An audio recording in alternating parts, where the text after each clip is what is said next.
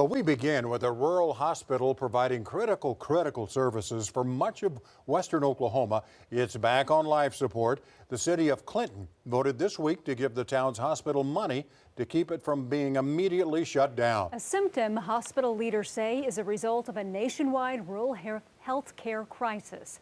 News 4's Spencer Humphrey is here with details. Spencer. Yeah, with major cuts coming to the Medicare and Medicaid dollars that rural hospitals depend on to keep their doors open, the financial viability of rural health care is a bit uncertain. For instance, a private health care company once thought it would be able to buy the town of Clinton's cash-strapped hospital and be able to afford to keep it running. But they recently decided they couldn't buy it after all. And that's leaving the city scrambling once again to keep the doors open all on its own. Two meetings in remote Clinton, Oklahoma, declaring the community's most critical lifeline needs life support. Look at any small community that used to have a hospital and the hospital dies.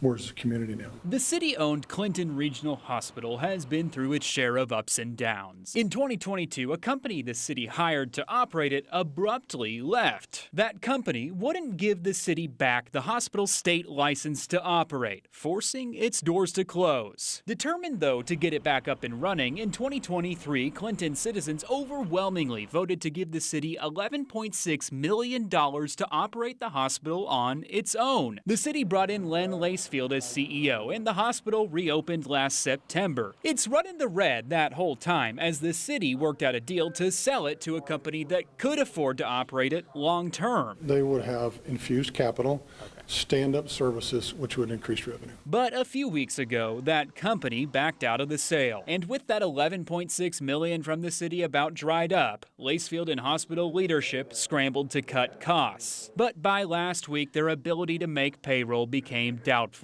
So Wednesday, the hospital's board voted to request $200,000 from the city. Within an hour, the city council unanimously voted yes and made clear they'd be willing to do it again, too. I don't wake up every morning thinking, I can go back to daddy. I can go back to the city because they love having a hospital. That's not what we can do. Lacefield's hopeful the hospital can qualify for a federal grant system funding rural emergency rooms. But even if that happens, the future of this and Oklahoma's 70 other rural hospitals are still in doubt. The last number was about 20-some last week are in imminent danger of closing by the end of the year. Most rural hospitals serve patients on Medicare and Medicaid. In fact, it's their main source of income. This summer, though, Congress voted to remove millions from those systems with its so-called Big Beautiful Bill, leaving the future an even bigger question mark. I'll talk to you in 6 months.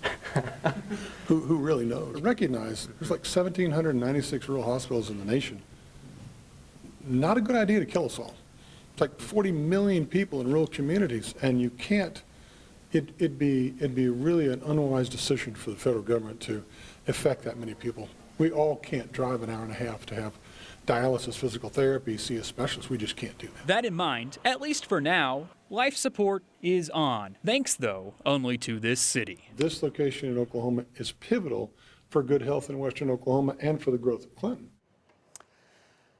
And Lacefield says when the hospital's previous operator left in 2022, they also took with them all their staff who had knowledge about how to use the hospital's medical claims processing software. And current staff had to teach themselves how to use it, leading to a backlog of unpaid claims owed to the hospital. Lacefield says because of the city's financial help, they'll be able to bring in a team to properly train staff on how that software works and hopefully get the hospital back to a break-even point.